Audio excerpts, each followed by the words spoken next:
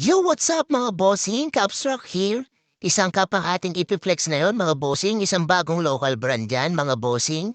Yan ay ang Black Threads. Pinapakilala natin ngayon mga bossing. Na-late lang akong gumawa ng video nito mga boss dahil medyo naging busy lang. So, ayan po, K-frame na cup mga boss. K-frame. So, bihira pang nagre-release niyan dito sa atin na K-frame mga bossing. Yan, napaka-solid niyan. Medyo mas malapad at medyo mas mataas ang fit niyan kaysa sa A-frame mga bossing. So yan yung kanyang logo. Check niyo mga bossing. Tignan niyo yung mga embroidery mga boss kung gaano kalinis. May QR code siya sa ating tag o hang tag mga bossing. Ayan yung kanyang ilalim. Green underbrim. I-check niyo yung kanyang mga tahi mga bossing. Sobrang solid ng tahi niyan. Sobrang linis mga bossing.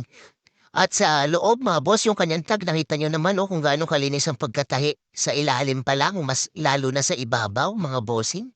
Yan yung kanyang mga paddle tapes. Yan, napaka-solid yan mga boss. Sa sobrang murang halaga lang mga bossing.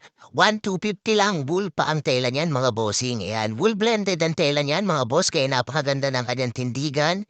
Napakaganda ng napaka-smooth mga bossing ng kanyang tela. Ayan, so sa mga nagtatanong mga bossing kung saan po ang location natin, dito lang po tayo sa Bago Bantay, Quezon City. Mga bossing, pwede kayong mag-PM kung gusto niyo mag-avail. Ayan po ang ating fit check mga bossing. Yan, napakasolid talaga ng fitting yan. Yun, sa mga hindi pa naka-like and follow, please like and follow.